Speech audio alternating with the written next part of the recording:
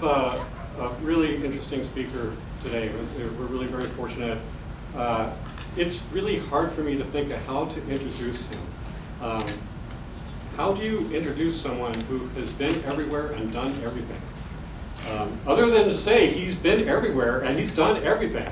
But I guess I will say this, and that is that our speaker, because of the extent and the depth of his experience and insight, he has a lot to say about the human condition. And so with that, please join me in a warm welcome of Josephu Deyama.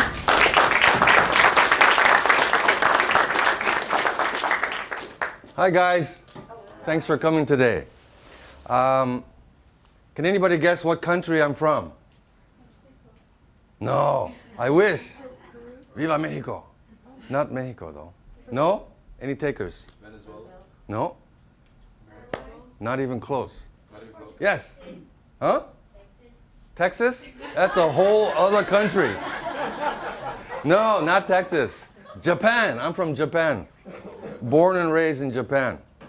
So what I wanted to do today was share with you guys, just using my little life as an example of some of the crazy stuff you can do in life and what it would take to, or what options you have in terms of creating incredible happiness, purpose, making a difference in life. Well, I'm not just saying that I did that. No, I'm just saying we all have a gift, right?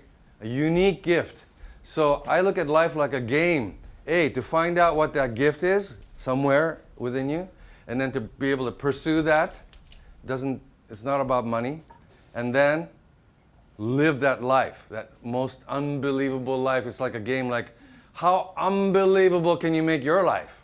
And that's what we're going to talk about a little bit today. Includes a little bit of sex, travel, and adventure, if that's okay. And I'll try not to cuss because I'm at a formal university here. So I might cuss in Japanese. So yeah, what are you doing here, sitting right there in those seats, taking classes, or improving your knowledge, or what? You take another class and you're going to make more money, you're going to be happier in life? Maybe not, probably not, right? Like for me, like society was putting pressures on me, like, oh, to be successful, you got to get the good grades and you got to go to the top universities and get a really cool job and make tons of money. Then you're going to be really happy and you're going to feel really fulfilled and life has meaning. Well, it turned out to be complete bullshit. So that's kind of like what we're going to talk about too, because I almost killed myself working so hard to accomplish my goal, because ever since I was a kid, I wanted to be a surgeon. And I studied way too much, and we're going to start with the story then. Okay. So there's only one guarantee that all of us have in this room, right? We're all going to die. All going to die. So the average American male lives to 72 and the average female 76. But the way things are going, if we're lucky, we make it to 80. That doesn't sound too bad, except for the fact that half of you are going to be dead from cancer way before that. Half. 1 out of 2 now going to get cancer. Used to be 1 out of 20 when I was a young doctor. It was 1 out of 20. Then it went to 1 out of 2. How the heck did that happen? Easy, right? We are what we eat and breathe, right? Just this week, a report came out. 80% of all American products of wheat and oat, even if it says organic, has glyphosate on it. You know that stuff, Roundup. That causes cancer for sure, not even maybe. So, wow. Yeah, it's hard to avoid. So, part of my time, I was volunteering at an AIDS orphanage in Thailand, and we used to have 5 or 6 children die every day. And so this was from that time, and that's a whole another story, but death. So this was a beautiful friend of mine who was going to university. She was a party animal. She was really sexy and cute. You can still see her red hair and beautiful teeth. But, she got AIDS from her boyfriend and died real quick. And before she died, she said, my dream is, please show my body to young people around the world. To let my death be something useful so that, you know, you can look at my dead body and say, woo, that could be me. It's really a disease of young people these days, from 15 to 28 or so. It's the fastest rising population. And, you know, so just be careful. Instead of getting, I won't talk about details, but just be careful. Okay, so we're all going to end up as dirt, right? And in that orphanage I told you about, we had 6 burning machines. They're full of children all day long. And usually those children are abandoned by the parents for getting AIDS. And so nobody come to pick up their ashes. So we had a room full of tens of thousands of bags of ashes like this. That's where we're going to end up. Given that, I'm just trying to light a little fire under your butts. Like, let's get on track to do what we really want to do. Screw all this fake pressure from society. And what do you really want to get done before you die? You want to make a lot of money? Yeah, why not? Famous? No. Travel around the world? Yeah, I love travel, so that was a big one. Be happy? Whatever that means, right? What's happy? You know, that'd be a whole year course. But I'm talking about, like, you know, you feel good inside, you're like part of the solution, not part of the problem. That's, you know, that kind of fulfillment, contentment is what I was after, because I was miserable. And it turns out that in life, sometimes your teachers are the people who you least expect to learn the most valuable stuff. Like this little girl, she had brain cancer, Heidi, 7 years old. And when I used to go visit her, how you doing, Heidi? And she was like, how would you feel if you had brain cancer? You're going to die in 2 months. Sorry. And so, you know, I didn't know what to do. And then one day, she was smiling. And I said, what happened? And she goes, you know, I thought about it, and every day my parents and the nurses, they're crying. So I decided from today until the day I die, I'm just going to be happy. And then she was smiling and giggling. And I thought, holy crap, we have a choice to be happy?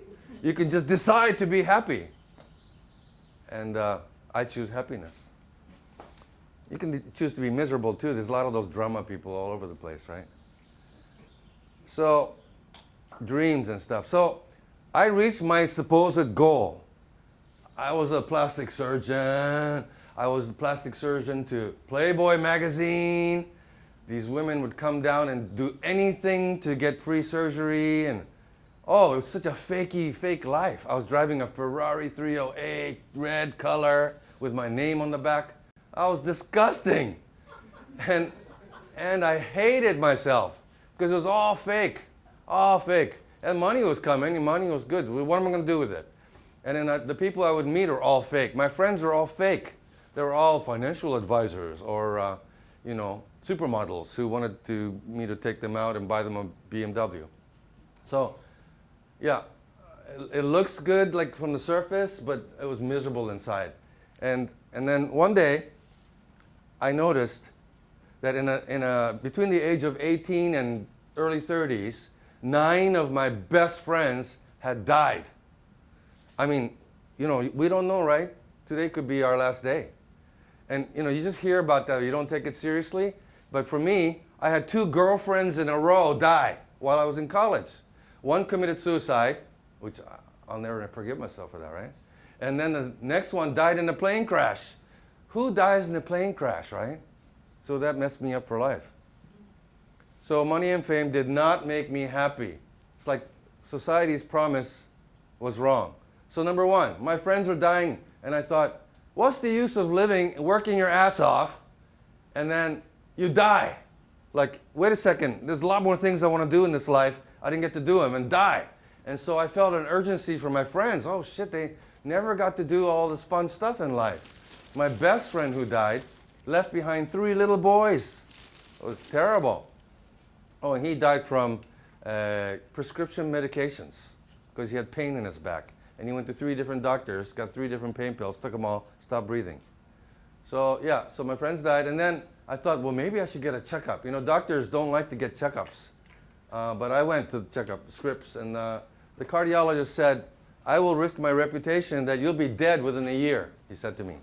You'll be dead within a year. So I was like, really?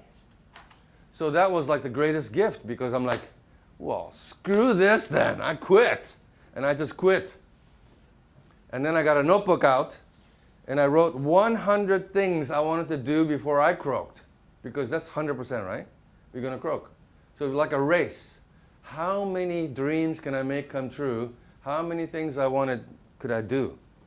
Okay, so people say, well, you were a rich doctor, that's why you could do that. No, I'm going to teach you how to do all this cool stuff for free or really cheap. Yeah, so first I started with 100 dreams. Now I have like 200. I did them all. You know, the first thing was, I want to go to every Disneyland in the world. How many Disneylands are there? Anybody know? Ding, ding, ding, ding, ding, ding, ding. No. 6. There's 6 Disneylands.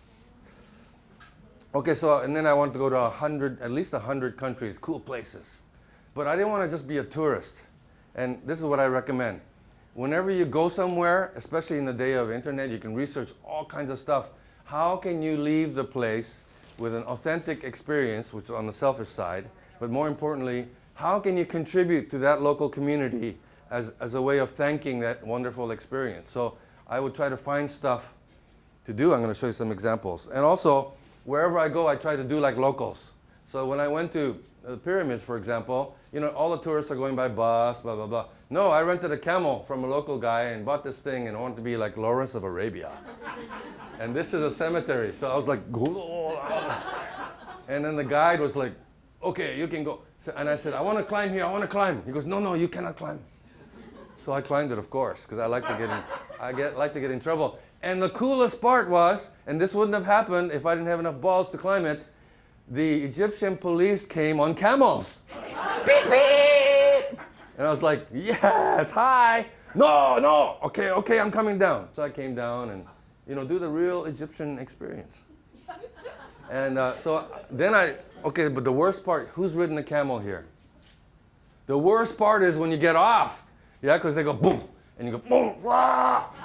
So that's another story. But this was in the middle of the Mongolian desert. I've been to every major desert in the world. Gobi Desert, Sahara Desert, Wadi Rum.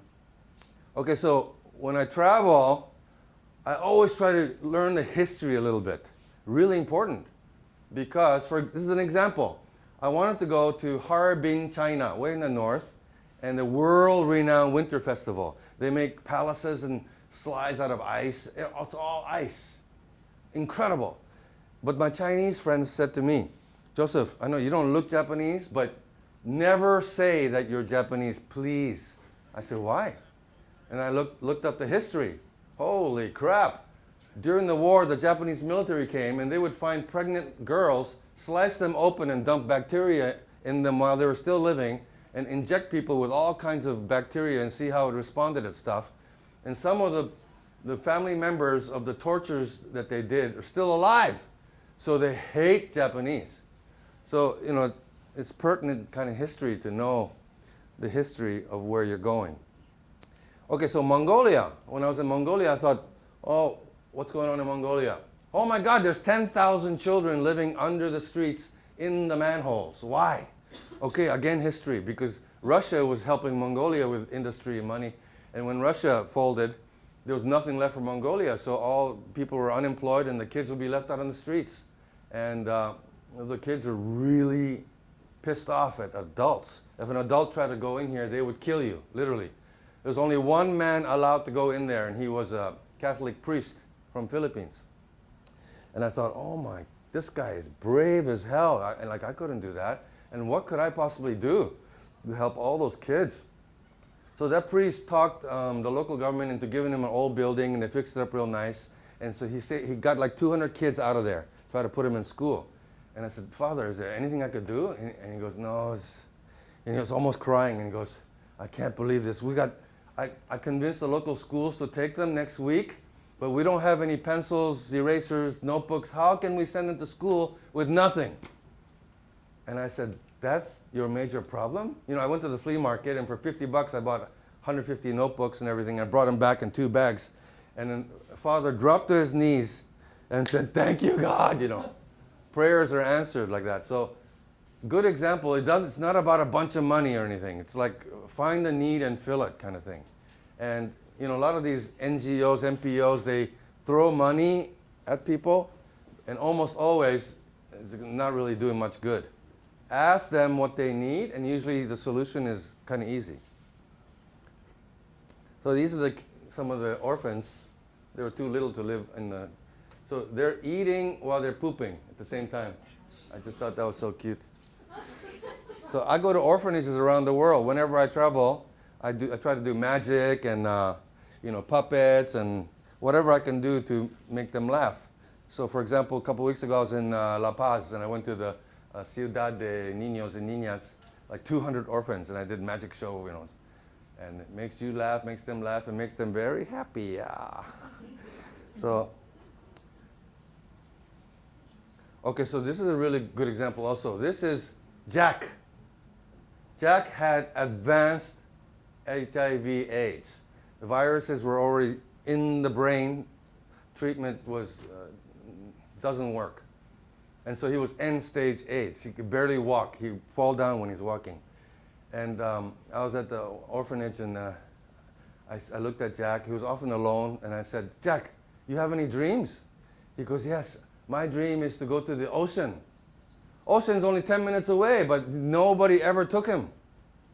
So I said, okay, let's go. Come on, let's go now. And I took him to the beach, and he fell down on his, and I said, I'll pick you up. No. He goes, I want to go by myself. And he crawled to the ocean, to the water. And when the water splashed on him, he looked up at me and he says, thank you to make my dream come true. So the simplest act could totally change something, some kid's life. To give him love and hope that his life, somebody gives a shit about his life. Yeah, so camels and me. Silk Road. So what I try to do is, I take a world with me wherever I go to inspire me, like, where do I want to go next? What do I want to do next? Because it's like life. If you don't have a map, how do you know where you're going to get to your dream and your destination? So it's helpful. So there's a big chunk missing here. My little boy just took a chunk of the world, which I love that he did that. So good to have a map, you know, some kind of dream map. Gratitude, right? Gratitude is the key to your inner peace. Gratitude, you know, like Oprah, all that stuff. Write down gratitude. I'm so grateful for my ex-wife who tried to take all my money and houses. Because if it wasn't for them, you know, be grateful for it. You can find silver lining in almost anything, right? Amazon was so cool because here's the Amazon River. This is $1 to stay here. And look at this fish, it's like 50 cents. And the coolest thing about this village I was in Amazon was, it's a matriarchal society. So the women are the boss, and the men are sweeping and cleaning and cooking and folding. And I thought, well, that's cool. And I like to have as crazy, unique experiences as much as possible. So I thought, you know what, I want to meet the Amazon witch doctor. So they speak some Spanish, I speak some Spanish, and I said, I want to meet the Amazon witch doctor. Okay. So the matriarch, the boss lady, goes like this. And then like a mile away. So it's a call for the doctor. And 45 minutes later, this dude pops out of the jungle, pops out of here, boom, like this. I'm like, whoa, hey, nice to meet you. And he looks at me like that, goes, oh, very dirty, very dirty, dirty. You from the city? I go, yeah, dirty. So he's cleaning me, right, with all this. He's hitting me with that and blowing smoke in my face. And he says, nobody else can be here. So only he and I. And I'm like trying to take a selfie. Like that. Hey, learn something. Wherever you go, learn something. Yeah, and try everything. Don't be afraid. You don't want to have regrets, right? I was really curious about death. Very curious. Much more than the average person. When I got into undergrad, I started volunteering in the local morgue in San Francisco. so I can learn about death and the body and the dying and all that. Do we really die? When are you really dead? And just because the doctor says you're dead, are you really dead? How long is the brain alive? Why is it that we lose X amount of weight as soon as we die? Like, what is that, spirit? I had all these questions about death. Just try everything is what I'm going to say. So, for example, you guys heard of the long-necked tribe in like Myanmar and Thailand? You know why they do that to little girls? I thought it would just look nice or something. But the boss lady says, no, the tigers come out of the jungle and they will go for the neck of the little girls to eat. That's why we put that there. I'm like, wow, that's very cool. And this was a Muay Thai class in Thailand. And this guy was the Thai national champion, which I didn't know until he kicked me in the head before I even saw the leg coming. What was his name? Yeah. I don't remember his name. This is ages ago. Okay, so trips, fancy trips, like Galapagos, right? The average American thinks, oh, this is a really major trip. You got to pay 10 grand, 20 grand. No, you can go and do things really cheap. You just, let's say you go to Tijuana, you catch the cheapest plane, you go to the most south part, you get another cheap flight to Ecuador. And then when I got to Ecuador is by far one of the coolest places on earth, by the way, if you guys want to go. Oh my God, they got live volcanoes, they got Galapagos, they got the beginning of the Amazon, they got nice people, good food. Fantastic place. But anyway, so I asked around, and they said for tourists it's like $500 to catch a flight from Ecuador to Galapagos. But for locals it's $65. And I said, that's not fair. And they said, don't worry about it. I know where they make the ID. We'll get you fake ID. And so I got a fake ID. I went to Galapagos for $65. And when I landed, right, there's all these expensive hotels and cruise ships and shit. And I said, no, where's the local people? And so the fishermen were all, and I go, hey, hola, how you doing? Hey, what did you catch today? And then make friends with them. They're like, oh, you stay with us, and you want some ceviche, So automatically you're making local friends, and you're having an incredible time. I mean, so much so they took me to where all the sharks are. Oh, turtles. The oldest turtles in the world are there. And when I was watching them all day, and they kiss and stuff. And they're over 100 years old. And I'm a hopeless romantic, so it gave me a lot of hope that I could make it to 100 and still somebody's going to love me, maybe.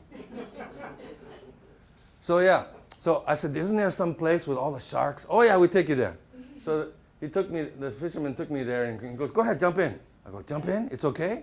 He goes, no, we didn't have any accidents for at least 1 year. I go, accident? What does that mean? He goes, just shut up and jump in. So jump in and jump out, I did it. Check. Oh, the other crazy thing. You guys, did you do this? I did. It's incredible, right? My feet are hanging over this truck that's turned into a train, and this is a river. So like, I could just go flying over. This thing is the Devil's Nose, it's called. And it's considered the craziest ride on earth. You got to do that, man. It's fun. Antarctica. So I'm inspired by little children. Children give me direction. Children and the women in my life gave me direction. I'm grateful for them. So sometimes I'm talking to a bunch of little kids, and one little kid, third grader I think, said, so, doctor, you're an adventurer? I go, kinda. He goes, so of course you've been to Antarctica. I go, no. Oh, then you're not an adventurer. Oh, I said, I don't like cold places. He goes, you gotta go to, this little kid said to me, you gotta go to Antarctica for 2 reasons. He goes, first of all, the penguins are very cute. Second of all, there will be nothing like the whiskey you will drink with Antarctic blue ice in it. And that part really appealed to me. How cool is that? So I thought, I'd make you a deal, kid. I said, if I can go for free, I'll go. I'm not paying no 20 grand to go there, some freezing place. So it's amazing if you look Antarctica for free online. There's like a whole bunch of things you can do to go for free. You can like sweep the floor at the American base. You can translate, carry stuff, take pictures. So it's not hard to go. Plus, when I was getting on this super duper Russian icebreaker ship, there was a whole bunch of kids like university or high school kids lined up. I go, what are you guys doing here? He goes, and the kid says, oh, you know, so many rich people pay for this, and then they chicken out. So there's a whole bunch of spaces open. So we pay $300 and we get on the ship. Oh, see, there's always ways like that. So all these fancy trips, you can do for nothing. This little penguin just followed me all day long. And here's a major problem. If I touch him, it's a $10,000 fine. Why? Because maybe my virus and bacteria will get on him and wipe out the penguin population. So whenever I go somewhere really cool, I try to do something unique.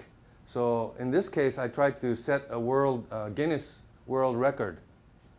And in what, you say?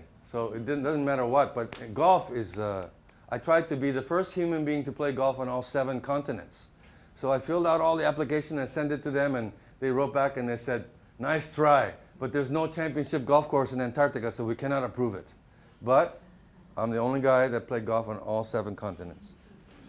So this is the famous Antarctic blue ice.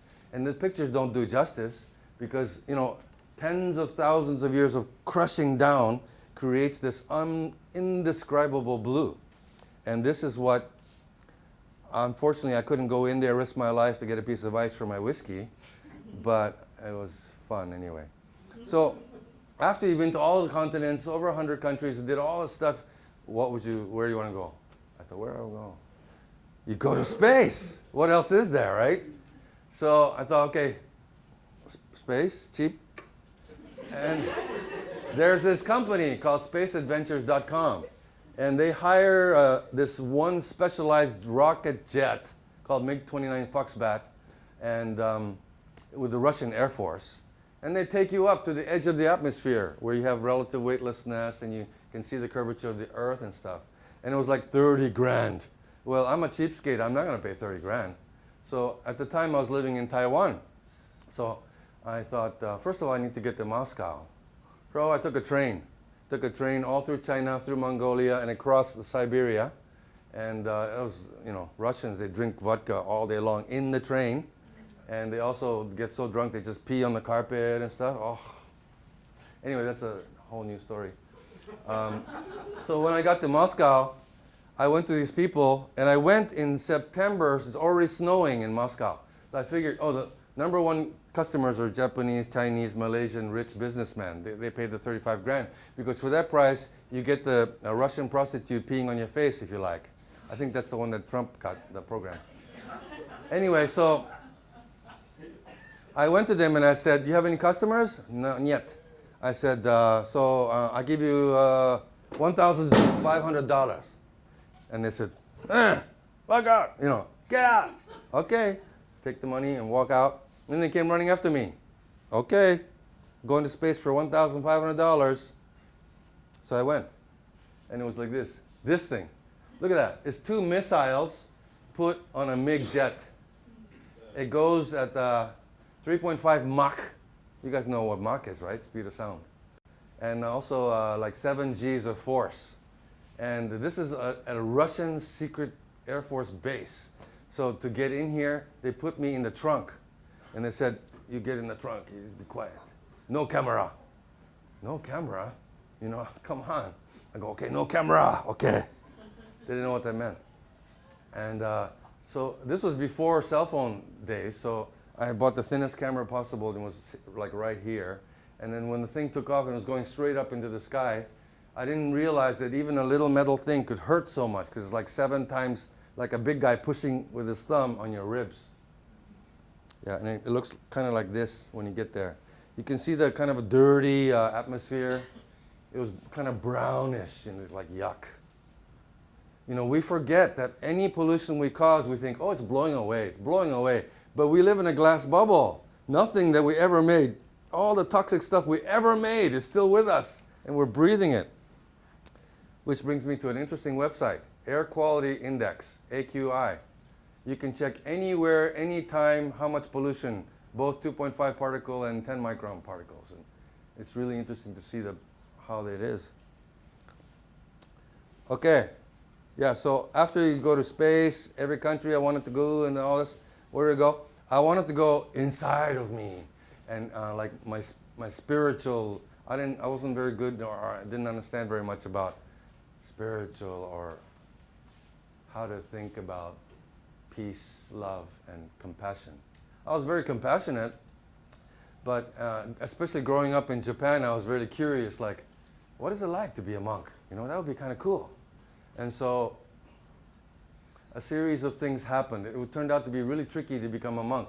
And I became all different kinds of monks, and this one was the deep forest monk living in a cave for a year.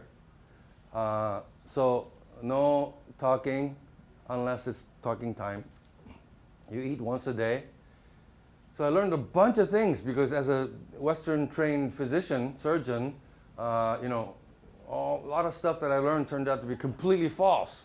For example, we ate once a day, and yet my body was the cleanest, healthiest, happiest it had ever been, and I never felt like, oh, I'm starving. No, never had that. So I learned a few things there.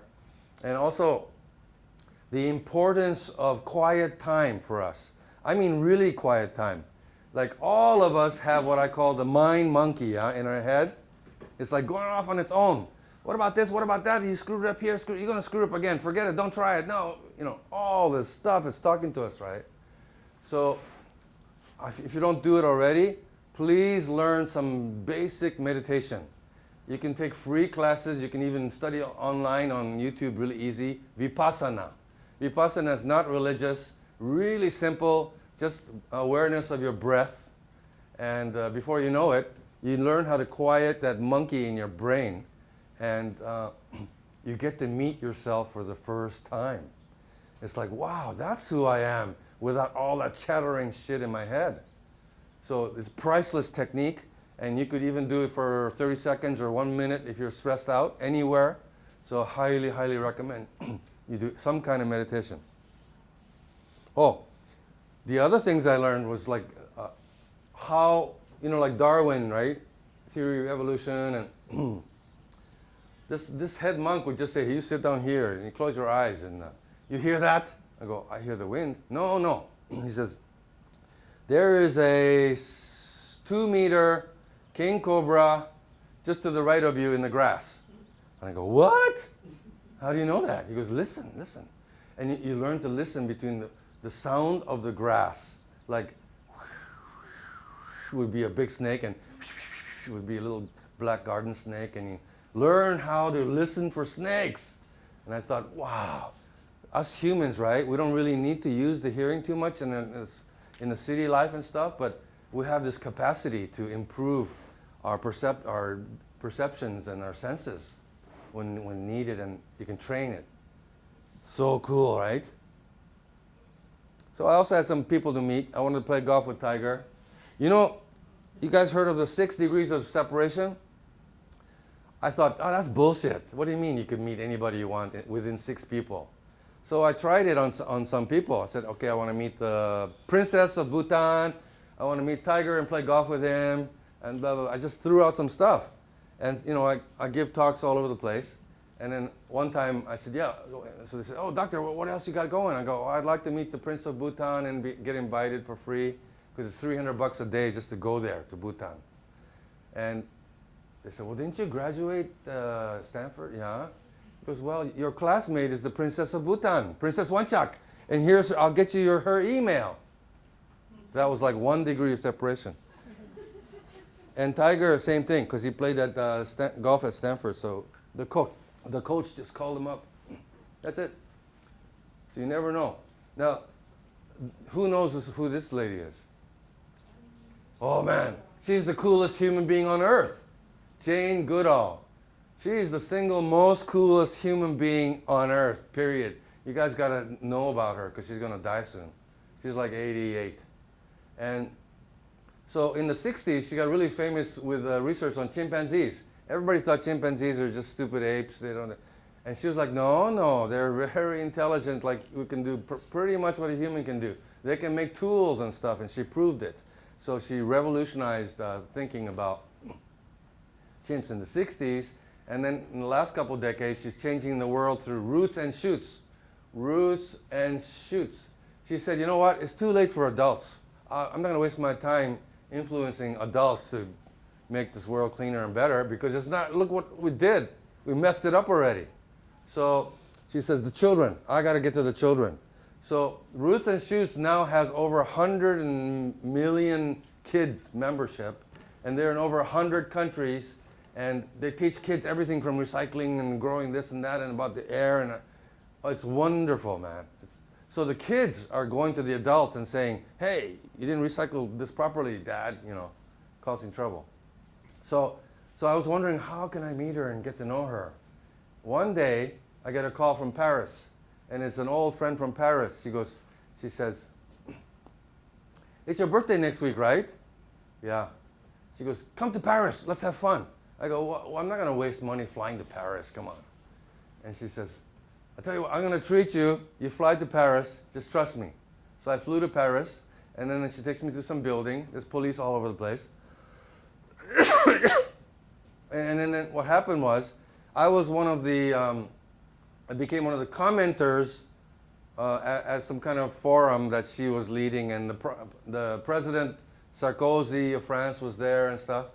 And I asked questions, and then she says, see me later. And then we started talking, and then we sat down for dinner, and she says to me, I hate these kind of stuffy dinners, don't you? And I said, yeah, me too. She goes, find us some good brandy, will you? So I went to the bar, and I said, the president would like your finest bottle of brandy. So they brought out this thing, and it must have been, you know, hundreds of dollars. And I said, hey, Dr. Jane, look what I got. And she just suddenly stood up, the president and everybody, and she says, I've had a long day, thank you very much, you know. And she's like, come on, let's go. And so we went to the bar and just drank brandy for hours. And then we've been buddies ever since. So whatever you do, like you guys, if you're studying computers or information technology or anything like that, the whole world is open to you, because like when I'm overseas, I meet people just like you guys, you know, and they can work remotely. So live cheap, much higher quality of life, much more fun. Sorry. And yeah, and if you can have a career that you can do remotely, then the whole world, you can go wherever and live happily. Like for example, I was living in Taiwan. People say, you've been to so many places. Where's the most coolest place to live ever? Easy. It's Taiwan. Why Taiwan? Well, so many reasons. The food, they have night markets with food, 30 different kinds of night markets just in Taipei. So you can eat delicious food for $1. If you're really hungry, then $2. And you can choose what kind of food you want that night. They're open till 2 a.m. And then you never need a car because the infrastructure is so efficient. Train every minute, very clean, on time. You can go anywhere you want. And they got snow-capped peaks, white sand beaches, papayas and strawberry 365 days a year. The most beautiful people that I've run into. Because why? Because they've been conquered by France, Germany, Japan, and you know, they messed around. So all the blood is all mixed up. And there's like 13 Aboriginal cultures as well. So, and it's really cool because you could see how the Native American culture, right, came across the Aleutian Islands from Asia, and some of them went to Taiwan. So the dancing and the singing and the verbiage and the actions are so similar.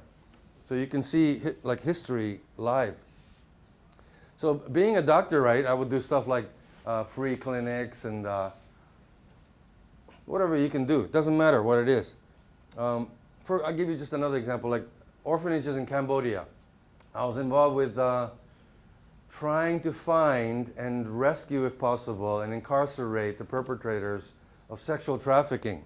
And in Cambodia, almost 1,000 little girls are trafficked every month. 1,000 little boys too.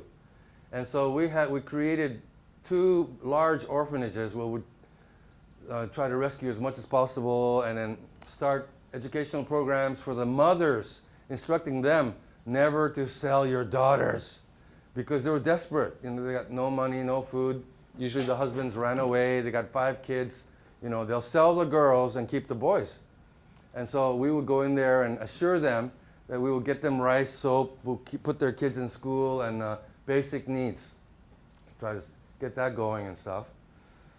And it's not easy or cheap to keep these places going, 'cause food. Like when I first got to my first group of like 30, 40 kids, my first night, I noticed that they're not eating any protein, zero. And I thought, oh, they got malnutrition.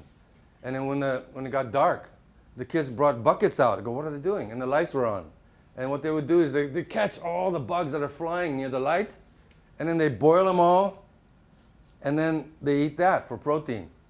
And so when I was sitting there, they did that right in front of me, and then they brought it to me like honor, like, please eat our bugs. And I was like, okay, thank you. Very nice. So sometimes you got to do what you got to do. Oh, and what I was trying to say is there's always a solution outside the box. Like instead of like asking for money or NGO, tax write-off, donations, screw all that. I wanted to empower the kids. How do I do that?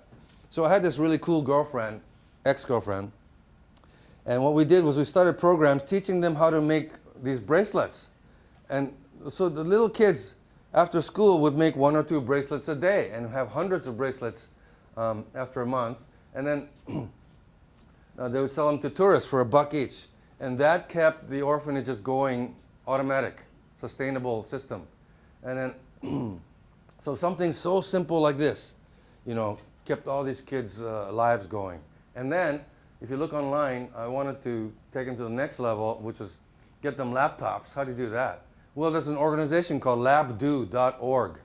If you write to them, they will just give you as many laptops as you need if you just show them where you're going and it's a worthwhile cause. So these kids have never seen a computer.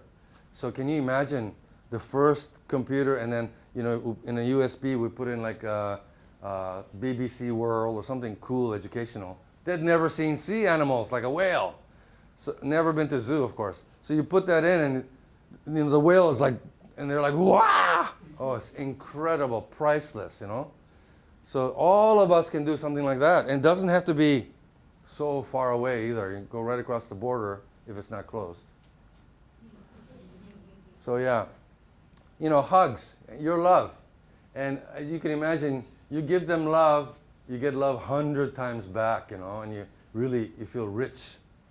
And it's like, oh, I can't do anything. Or there's something that each of us here can do to make a kid smile, right? You could tickle them, dance for them. Usually I'll just say, okay, what do you guys want? Whatever you want. Magic, dance, do it. And so, the main gist is, after all this 20-some years of traveling and helping kids and stuff, our happiness and our sense of purpose is greatest when you're helping other people, right? Gandhi said, the best way to find yourself is to lose yourself in the service of others. That sounds really cool and everything, but when you actually start doing it, you'll see it's like the most important phrase in our lives, because suddenly your life has meaning, purpose, and it has nothing to do with money and honor and all that crap. Any questions?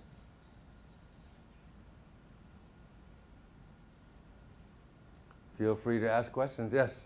Do you plan to travel anywhere else out of the country? What's that? Do you plan to travel anywhere else out of the country after this? Oh yeah, of course. Where's your next destination, you think? I'm going to Lake Chapala, Mexico. I was there 2 weeks ago, but my mom had a stroke, so I had to come back right away. I'm sorry to hear that. That's life though, right? You got to just seize it when you can. Whenever you can do it, just do it. Don't think about, just think, will I regret this in the future if I don't do it? Yeah, usually yeah. You know what they say, people regret the things that they didn't do, not the things that you did.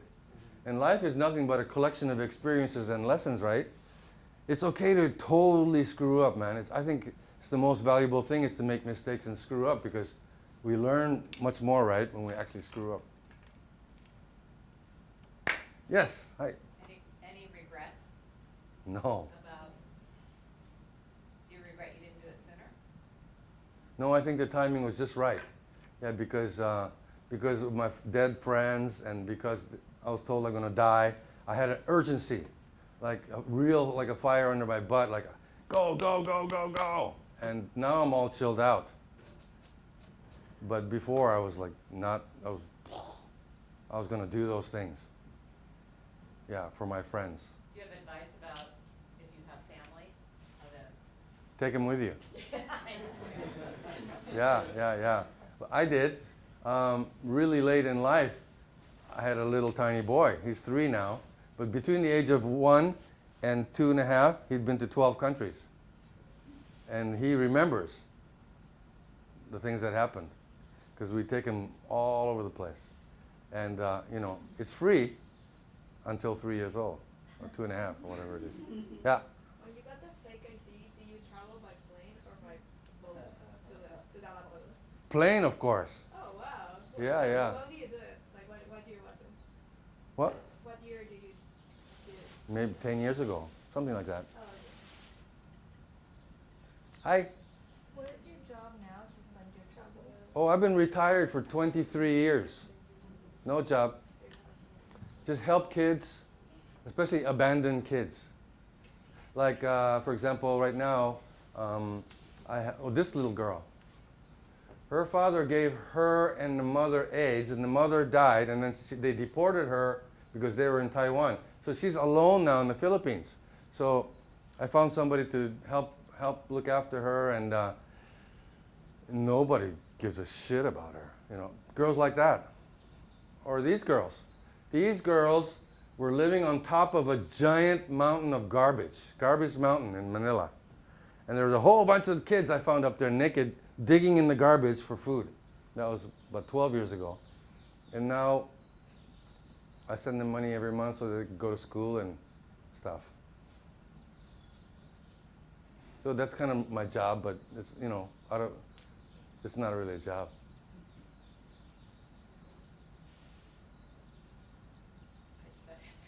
Please. Did you really live for a year in a cave? Yes, With a month? yes. With a month? A whole year? A year, yeah. It passes really fast because, you know, you're doing the same thing all the time. It's very regimented. You just did, yeah. Well, And it cleaned my mind. It was so cluttered with so much crap from the Western world, you know? And what about this investment? What about that investment? What about my houses?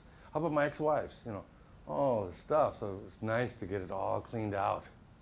Yeah. Yes? Would you say the meditation was? What's it called? Yeah. Vipassana. Vipassana? V with a V. Vipassana. Vipassana.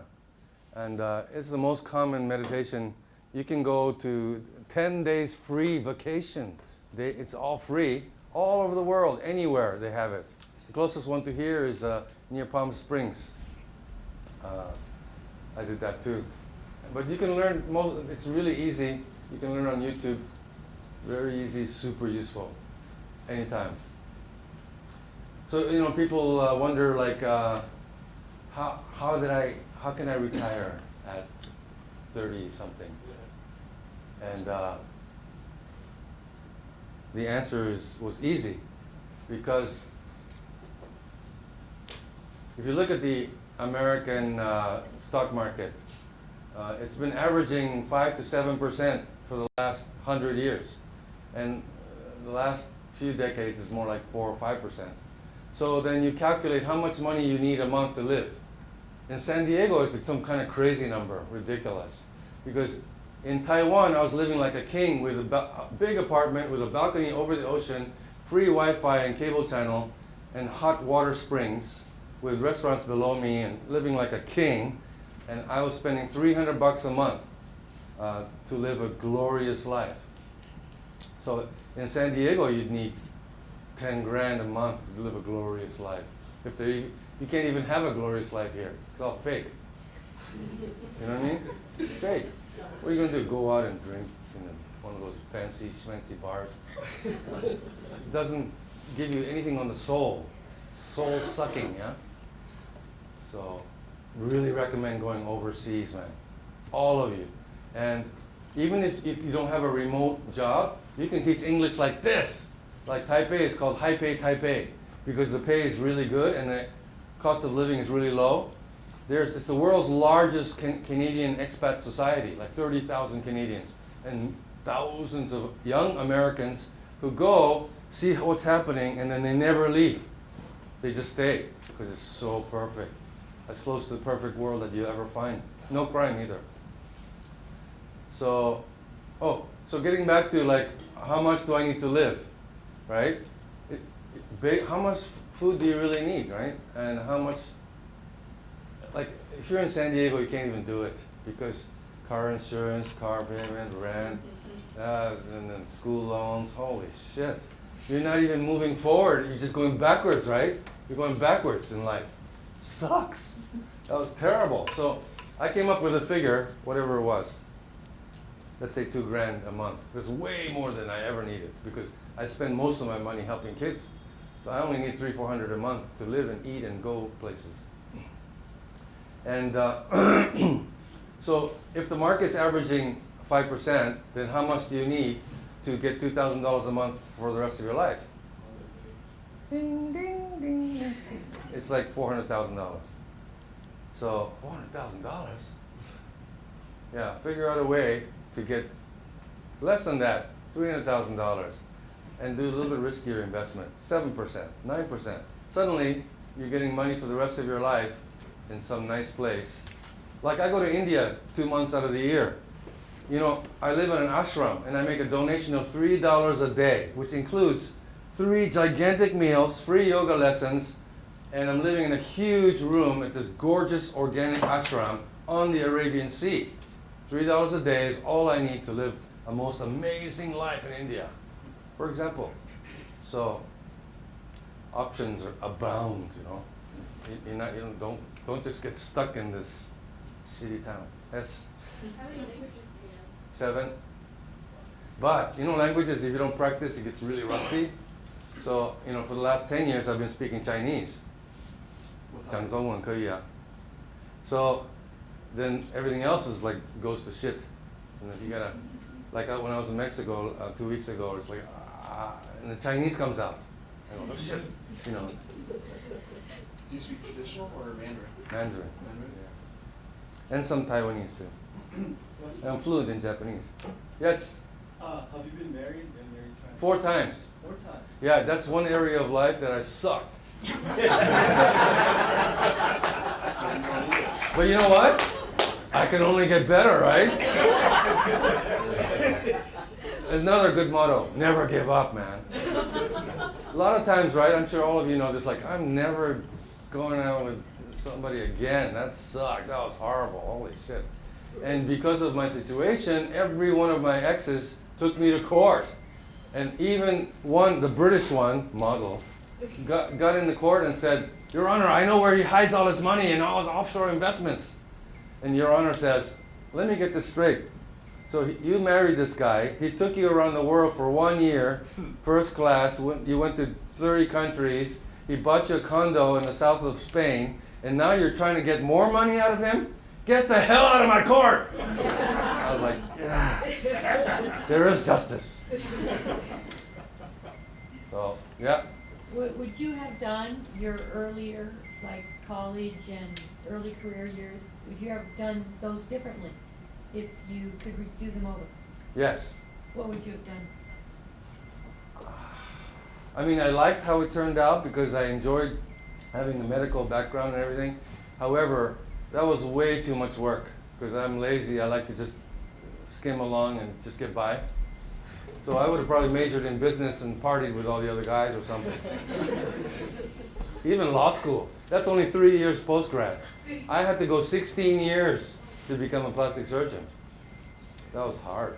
Terrible. I wouldn't recommend it at all, especially now. I talk kids out of it, actually. So far, 100% of the kids that came for advice, I talked them out of it. I said, you'll have the suckiest, worst life ever, and we have a 98.5 divorce rate, and surgeons are the highest suicidal group of any career on earth. Yes? Why is that? Why? Yeah. The worst stress you could imagine. 24 hours a day, worrying about your patients, number 1. Number 2, if you have your own practice, you don't know anything about business, and yet you have to worry about payroll and You know, it costs $250,000 a year just in my malpractice insurance. So between taxes and that, I'm working most of the year to give to the government and for insurance companies. It's a shitty life, man. And all my friends who are heart surgeons and brain surgeons, they hated it. They all wanted to quit, and they couldn't figure out how to quit. Many of them died in their 50s. Hi. Why are you in San Diego? Why? Only one reason. Because my mother's here. And she said, I'm not leaving San Diego over my dead body. I said, I'll keep that in mind. So I take care of her 24/7 now. She's in the San Diego Sports Hall of Fame because she was a champion golfer and won everything. And she was running 10 miles a day until last year at age 84. 10 miles a day. And fast. I couldn't keep up. And then she fell down and broke her spine in two. And then she got stage 3 breast cancer. And then she had a stroke. And then she had 2 pneumonias. So this is life progression. It's going to happen to all of us sooner or later. So, you know, we have brandy every night. And you know, the doctors who know me, they're like, you know what we're going to say, right? Chemo, radiation. You're not going to do it, are you? No. Worst thing you could do when you got cancer is chemo. Why? How do you get cured of cancer? Your immune system finds them and kills them. So if you kill your immune system, what's going to kill the cancer? It's you know, it's much deeper than that, but I'm just going to throw that out there for controversy. Yes. Ask anything, please. This is the time. How do you keep yourself healthy? Wow. Good question. Used to be sex. There's a lot of sex. I wrote a book called 69. It's not out yet.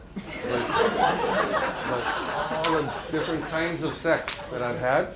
And that was like a full-on workout. I was sweating, you know, really good shape. But since I haven't had sex in almost 3 years now, good, right? I swim every day. Yeah. Or if the pool's too cold, I'll go in the jacuzzi and do yoga in the hot water. People looking at me like, that guy's nuts, man. But it's a good thing. It feels good too.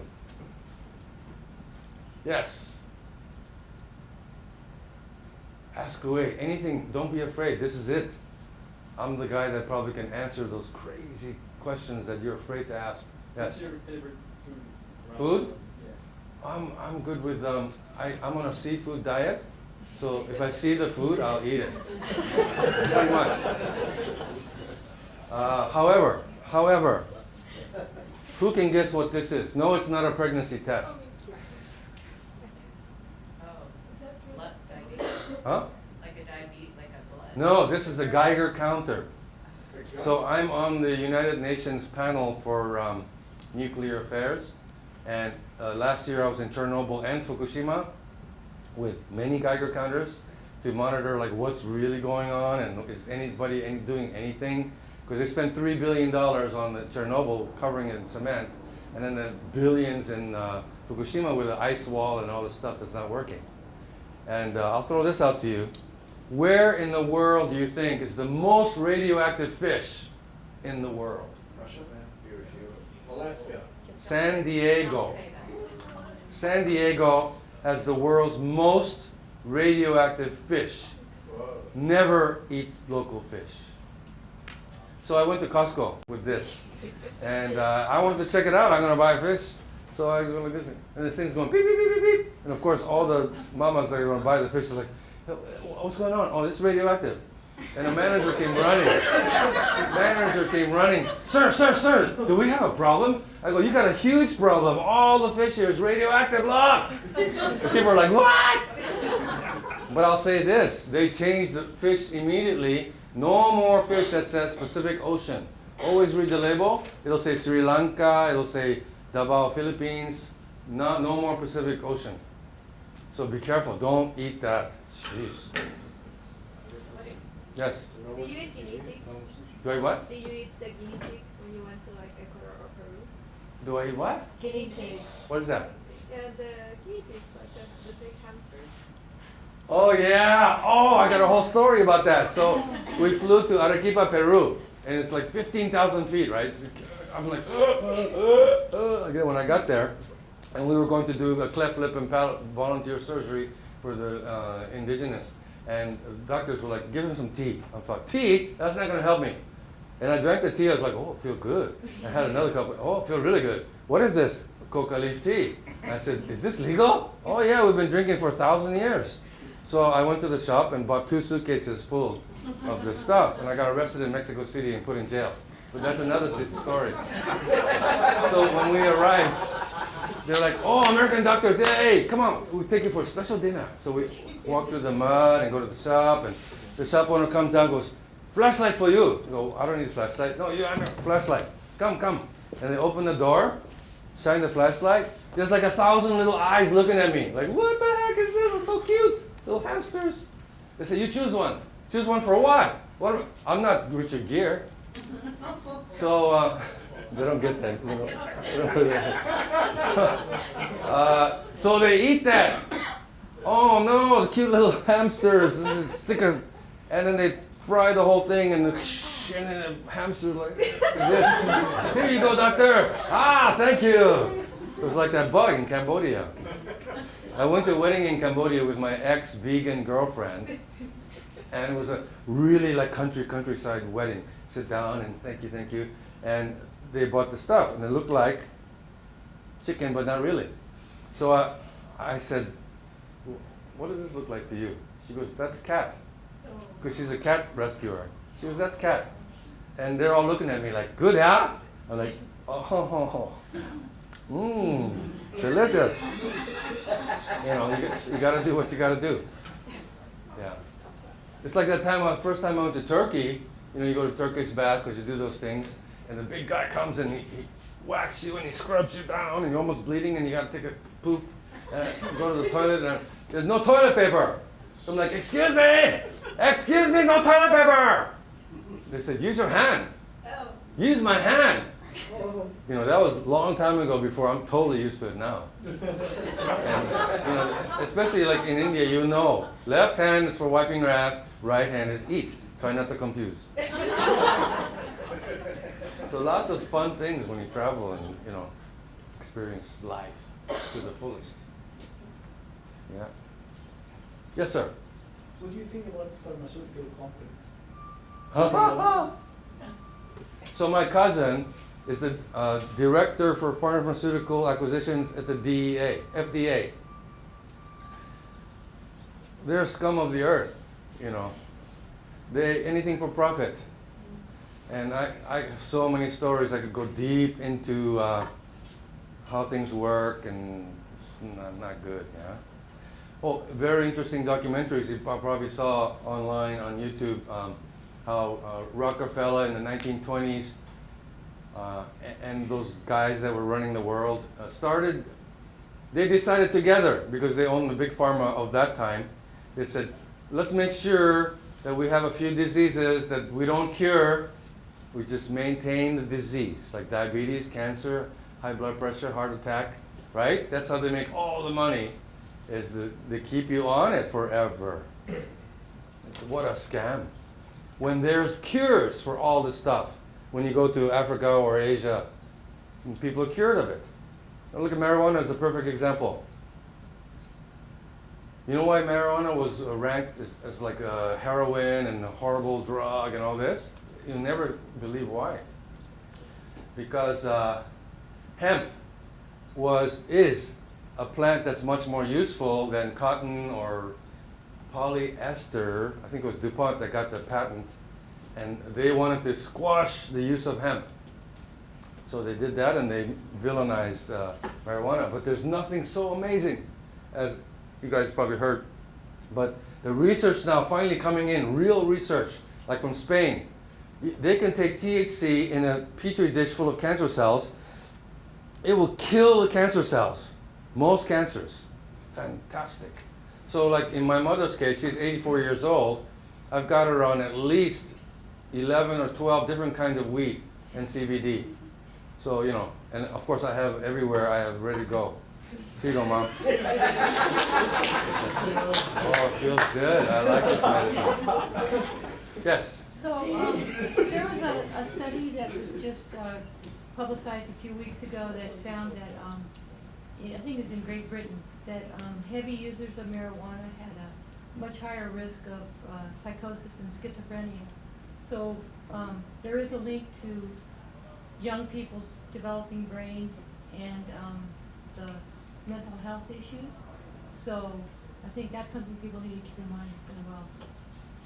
I think, you know, I always go back to the everything in moderation, the middle way, the middle path, you know. If you're sensible about it, there's very difficult to find any long-term sequelae or serious consequences. Where was it? University of Washington or UCLA got paid millions. They said, what we want you to do is show us evidence that smoking a lot of marijuana causes lung cancer. Because it doesn't make sense that if you're breathing in smoke that it's going to irritate things, and why not get lung cancer?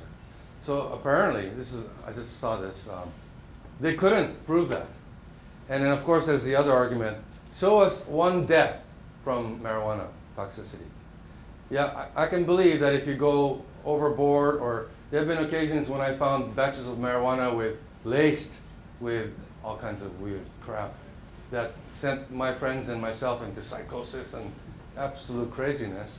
But when from my experience and what I've seen from my pothead friends, all of whom are functional doctors and lawyers that you guys go to, seems like it's a good thing. Well, there was a kid in Colorado who ate, instead of eating an eighth of a cookie, because it didn't work fast enough, Yeah. he ate the whole cookie, and he went psychotic and jumped off the balcony. So there's a death, okay? There was a guy in Colorado who ate edibles, gummies, marijuana edibles, and went psychotic and killed his wife. So there are some deaths. Yeah. There's going to be some negative stuff for sure. But there's not like an actual recorded death because of the substance use. You know what I'm saying? No. Like, okay, that's what I thought too. Questions? Ask me. Sex. No sex questions? Come on. Huh? Where else do you want to go around the world? Where else? Nowhere else. Except, you know, every time you go, it's different. So I just leave it up to the universe. Like, somebody going to ask me to go somewhere, or you know, UN wants to send me somewhere for free. I'll go. But right now, because of my mom, it's hard to get away. 3 days max. I ask a neighbor nurse to take care of her while I'm not here. So I'm a little bit limited like that. But so I do short trips, like La Paz, Guadalajara, short trips. Oregon, I was in Oregon last week. It was 85 degrees, 80 degrees every day. And I came back to rain and cold of San Diego. Yes? So when you started the traveling, what were like your mom, like what was her thinking? Because a lot of people, you know, we want to make our parents like, well, not proud, but like be satisfied with what we do in life. You know, your parents love you no matter what.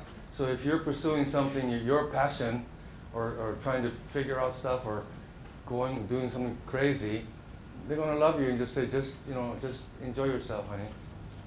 That's love. Some parents might try to control you and say, what are you doing? Are you crazy? But probably that's going to make you do it more. Yes? Where's the best cannabis in the world? Where's the best cannabis? I'm still searching. Yeah. A Fallbrook is amazing. My friend has this, he grows it. So he gives me a batch whenever I see him, and it's, wow, it's high grade. Yeah. What are you doing in La Paz? Oh, so I'm telling you, like, the universe.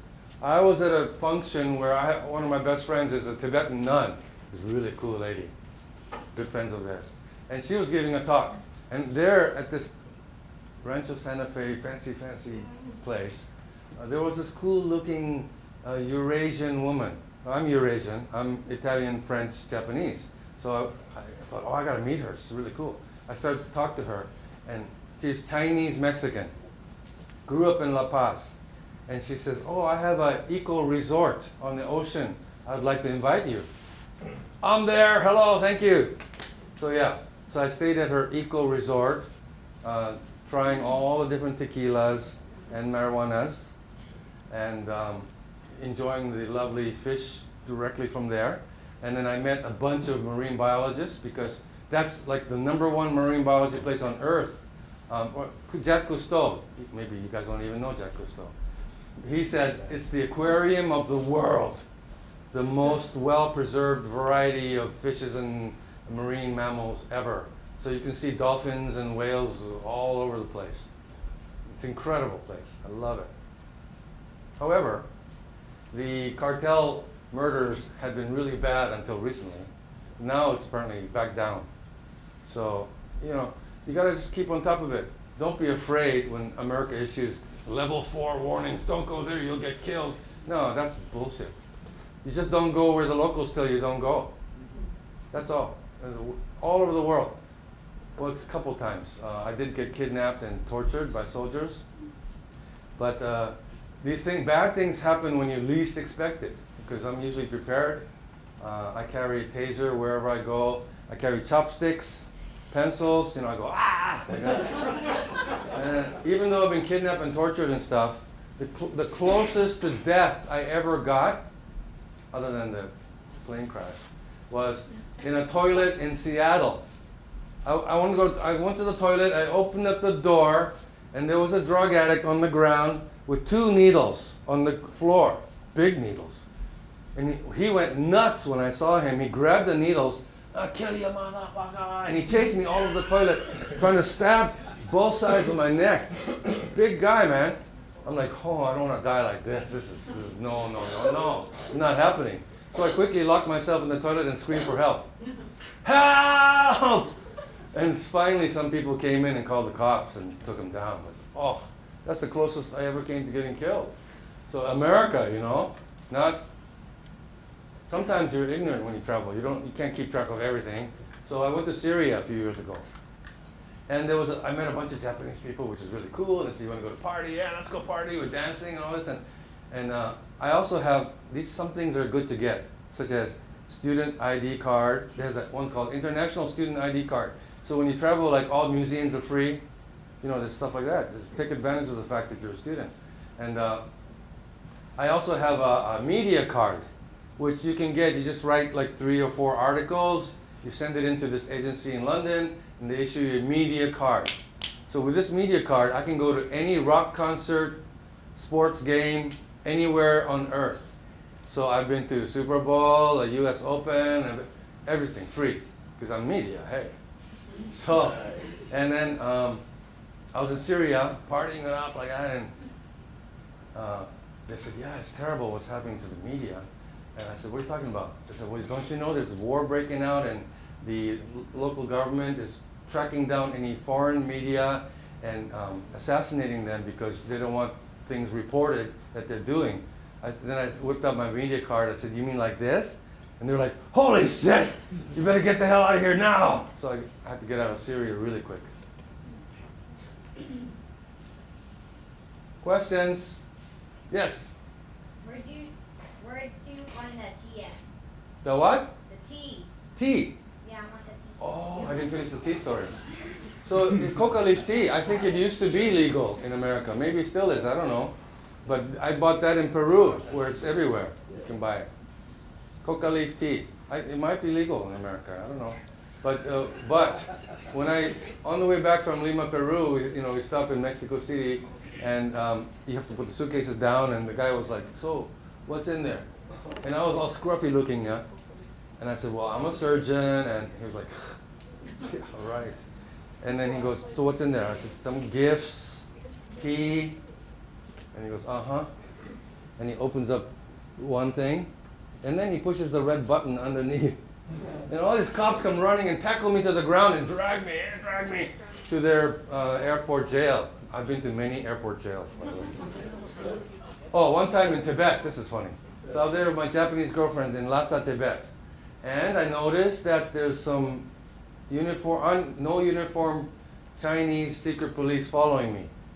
Right? So I said to my Japanese girlfriend, I said, don't get nervous, but there's some Chinese police following us. She goes, yeah, you're full of it, come on. Yeah. I go, okay, watch this. So I stood up, and then they stood up. I sat down, and they sat down. And she goes, holy shit, what did you do? I go, I didn't do anything yet, nothing yet. But I kind of had this idea because I spread the word of the Dalai Lama all over the place because I did some projects with him. And it's illegal to say his word in China, which is Lhasa is China now. So what they did was, when I was getting on a plane from Lhasa to Kathmandu, they arrested me and put me in an ice cold room just to torture me, give me shit. And that let me out 2 days later. Yeah, so there's stuff like that. You have to be careful. Oh, but my revenge. What I do was, you know, you've seen pictures of the Potala Palace, beautiful palace on the mountain, yeah? And so there's hundreds of rooms in there. So I found out where the Dalai Lama used to sleep. So I found that room, and I never like to pay for those things, especially when the oppressive regime is using some holy place to make money for tourists. That really pisses me off. So what I do is I go to the exit, and I walk in. And I do that all over the world. And so, and then I looked it up, right? Like, I was on the 4th floor in this corner upper room, and I found the Dalai Lama's bedroom. And it was like wired off and stuff. But I got in there, because it was closed now, the museum's closed. And I slept in his bed and took a selfie and sent it to him. Hey, I like your bed. So I like to do crazy stuff like that. Yes? Have you been to North Korea? Yes. My mother was born and raised in North Korea during the Japanese occupation. So I am allowed to have a North Korean passport if I wanted it. No, thank you. However, it's not that hard if you don't look like a spy or something to get in. You can go from the north border, or you can go from the DMZ zone with a special permit. Or like you present, like I made a short film about homeless in San Diego called The Colonel of California. You can look it up on YouTube. And it's just a 5-minute short movie. If you have something like that in the Pyongyang Film Festival, then you can come in and do stuff. But twice I went to North Korea. It's an interesting place. Yeah. Yes? So if you're frequent flying and travel all across the world, have you ever came up on the FBI list or flag? Yeah, I did.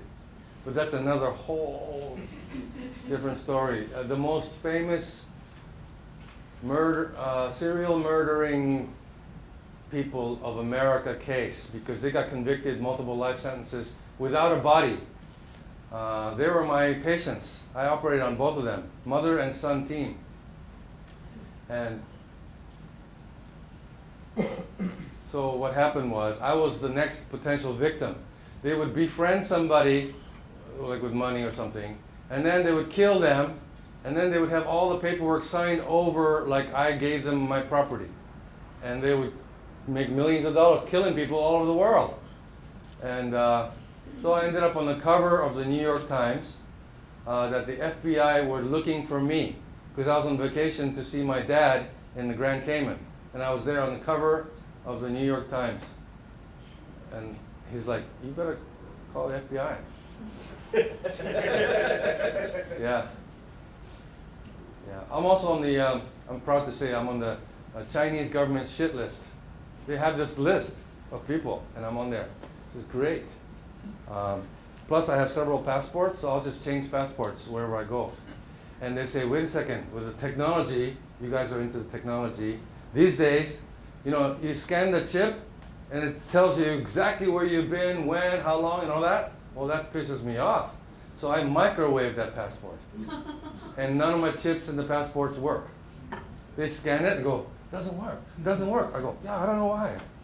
And they go ahead. Yeah.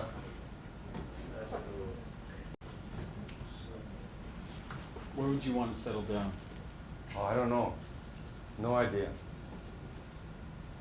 I mean, I'm looking at the future. I love Mexico. I really love Mexico. And since I got a little boy now in Oregon, living with the ex, I want to be somewhat close. I fly up there every other month to see him. So, life is what happens while you're busy making other plans, right? That's what John Lennon said that. Yeah. And exactly, right? You make all these plans and something happens you don't know. So I just go with the flow and see where the universe throws me. Yes, I might fall in love with a Cambodian girl who says, come back home with me. I'm like, okay, I'm there. Is there a place you'll never go back? Yes, good question. Mozambique. That's most recently, that's where I got. I was just walking with a camera on the beach. The soldier came up to me and went like this with the rifle, like, get out of here. I'm like, okay, okay, okay. And next thing I know, there's 6 of them come running after me with guns, put a gun to my head, take me to the torture chamber and tortured me for 6 hours. So I've never gone back there. Where is that again? Maputo, Mozambique. Where is that? The very, very south of South Africa, right next to South Africa. And so I'll make this short, but people say, how did you get out of that? Because they were going to kill me for sure. First I thought they're just going to like have fun and then let me go. But after they did all the stuff that they did to me, which indescribable, crazy, nuts stuff. I mean, my head was bleeding, my leg was broken, they had poles sticking up inside of me and stuff. And I thought, they're going to kill me because they know that I'm going to talk about this when I get out. And I thought, what would you guys do? If you knew that they're going to kill you in a few minutes, what would you do? Cry? I don't give a shit. So I had to think on my feet immediately. I tried all different kinds of techniques. Like, first, like I enjoyed it. That didn't work. Second, I appealed to their macho-ness. Hey, mano a mano, mano. They speak Portuguese, you know. So I said, one-on-one. How, instead of 6 soldiers with guns, how about one-on-one? You see if you can handle me one-on-one. That didn't work. So then when I'm convinced they're going to kill me, I thought, oh shit, I got to think really fast. And I said, okay, because they kept saying, you're a spy. We know you're a spy. I said, no, I'm here helping your street children. They go, nobody does that. You're a spy. So I said, okay, I give up, I tell you. I said, I'm a diplomat for the government of the United States of America. And I have to say that with the most serious face, because if I giggle, right, they're never going to believe me. And they look at me like, no, you're not. I go, yes. I said, call the embassy. And they call the embassy. And when they called the embassy, the CIA guy was there getting the call. And he Googled my name. He said, you know, he saw volunteer doctor, blah, blah, blah. And he goes, yes, he's one of us. We're going to come get him. Thank you. And Marines arrived with these great big AK whatevers. And they rescued me from the torture chamber of the presidential palace. And they took me to the embassy, and the ambassador was sitting there. Doctor, you're the first one to make it out alive. How did you do that? And I said, well, I said, I'm a diplomat. And I said, that's probably the only thing you could have ever said. And because you're a surgeon, if you'd like to, we'll show you the pictures of what happens to the typical victim. They do it for fun. And they wear red berets, and then no law applies to them because there's a presidential secret guard. They can capture anybody that they want, usually a good-looking female from another country, and they will just torture them, sexually abuse them, chop them up, and set them on fire. That's what they do. So he had lots of pictures of that. And I'm like, holy shit. He goes, and we have another problem, doctor. He goes, what? He goes, we don't have jurisdiction here. It's not a sanctuary. You know, like Assange is staying in the Ecuadorian embassy in England. They can come right back and take me, and there's nothing the U.S. can do. So we have to take you back to the border right now. I'm like, okay, let's go. And they took me to the border, and they made sure I got crossed over to the border. Thank you guys, thank you. And when they left, I went right back in for revenge. I was going to kill each one of those motherfuckers. Yes? Did you cut them off with the chopsticks?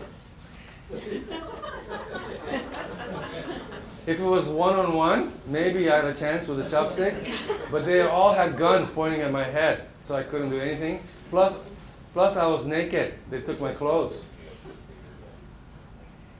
So yeah, no, good question though. There has been a couple of times when the chopstick saved me, but it's nothing like having a taser. You know, it's a really cute little taser. You never know. And I go right on the airplane with it. Never been caught or anything. American security, they don't know what that is. A little cute little taser, $12 on Amazon. Twice it saved me. Once in the general market in South Africa, Johannesburg. You know, I like to go right in there with the local people. So I was shopping and I look around and I go, oh, I'm the only non-black, yeah? And so suddenly I have a circle around me of these really scary looking guys. And then they're coming in on me like this. I go, oh shit, it's not good. And chopstick's not gonna do it. So I thought, it's time for the big guns, yeah? So I went like this and I got my taser and I got like this. They're all around me now. And I went, like that. And they just scattered, and I ran for my life and got on a bus. So yeah, it can be very handy like that. Yes? Any diseases you want to talk about? How about all these, weird diseases people are getting, like, you guys know, Lyme disease and stuff, they call it. But anyway, any questions? Ask me anything. Usually you have to pay $400 to come see me, consultation. Come on, I know you have a question. Mama? No? Okay. Yes? Do you have a favorite quote? Favorite quote? Yeah. I just quoted it, remember? Gandhi. Well, he said so many cool things. Okay, how about Joseph Campbell? Who knows Joseph Campbell? Wow, just the old guys in here know Joseph Campbell. But he's another really cool guy who said some really cool stuff, but most of which he stole from Buddhism or Gandhi. Yeah. Be the change you want to see, like that. It's really good. It's true, right? It's easy to complain about this and complain about that and stuff, but okay, what are you going to do about it? Yeah, this is just start with yourself. Yes? How many years was I a plastic surgeon? Maybe a dozen years, something like that. Do you have a religion? No religion, but I identify with philosophies of Buddhism. Loving kindness, compassion, middle way, simple, basic stuff like that. That's very useful for living. But I was curious about religion, so I investigated as much as I could, especially if I go to Islamic countries, learn a bunch of stuff about Islam, all kinds of Christianity. Even Buddhism is really messed up in some places where humans, take some parts of it and make it their own and call it Buddhism, and then it's almost like Nazism. So there's some of that. And there's monks in Japan driving Ferraris and stuff. Lots of religion that, and if you look at the overall picture of religion, like what is religion? Yeah. So all of us can make our own theories, but it seems like a really good way to control the masses. And it was used in many different societies to really oppress and control the masses, yeah? And the religious guy was usually right next to the king, influencing the king on who to kill and murder and steal from. Anyway, that's my view of religion. Yes? Did you get any work done? Work? Oh, you mean plastic surgery? Hey, self-service, man. No. Other than, well, I could tell you this really funny story, but it might not even be appropriate for this group, since there are children here. I could make it generic. Oh, so yeah, I was taking a shower, and there was this thing growing on my weenie, and it scared the hell out of me. And then I went to the hospital, and they said, "Oh yeah, it looks very suspicious. I have one of the female surgeons will take it off for you." And I'm like, "No, I'll do it myself." So I went to my own clinic, and I got to my nurses, and I said, "Nobody laugh, but I got to take this thing off." Okay, so I take the thing off, and I send it to the hospital, and I call the doctor, and he says, I shouldn't tell you this over the phone. You know what that's doctor speak for? It's cancer. I'm going to have to tell you privately. So I rushed over there, and there's all these doctors lined up on the microscopes.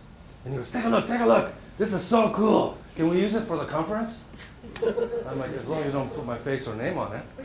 And he said, look, it's the regular cells were changing to cancer. And he says, we caught it just at the right time when it was changing to cancer. So it was that. I did liposuction on my dog to make sure that it was like,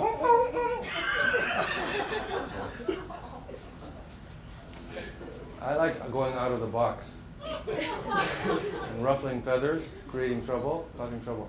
Oh, I have a cousin who was like she has this cool job in Washington, D.C., where when they have foreign dignitaries come, she has to take them shopping and whatever they want to do.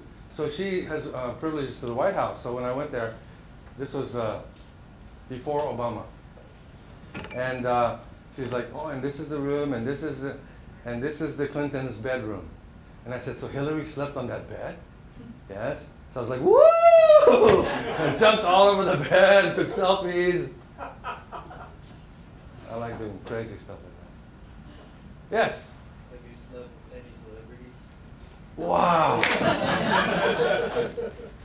Should I even answer that? I don't know if I should answer that, but I've already been on the cover of the National Enquirer.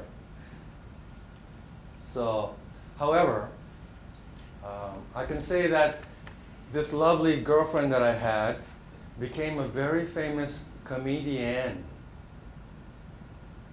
That's one. Oh, and there was another Thai girlfriend I had. One day told me that she slept with Tiger Woods. So I thought, woohoo! No, I didn't. And I said, no, you didn't. She goes, yeah, I did. I said, when and where? And she said, room 273, such and such a resort, April 2nd. And I'm like, I looked it up online. And that's where he was. So maybe that's true. So that's close. Almost slept with Tiger Woods.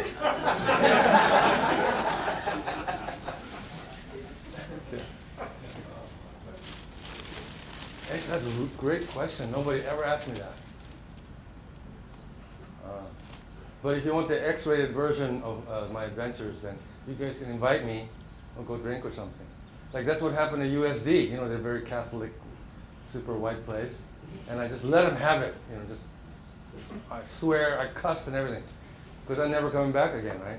It was Lexi's class. She doesn't know. She doesn't know. So the student said, oh, Doc, hey, we want to take you out, you know, take you out for drinking and stuff.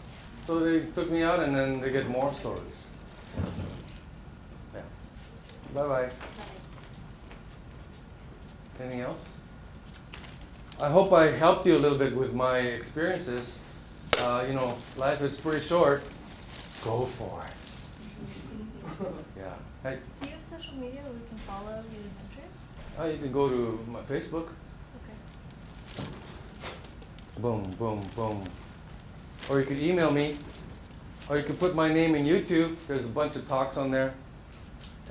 And this Helping Helpless Children. Oh, it's not .com, it's .org. It's terrible. .org. That's where I help kids and stuff. Feel free to contact me anytime about anything. I mean, you wouldn't believe some of the calls I get from people. And I'm honored. I'm honored if I could be of any help or purpose. Or have a little fun or something. Is the movie coming? Thank you.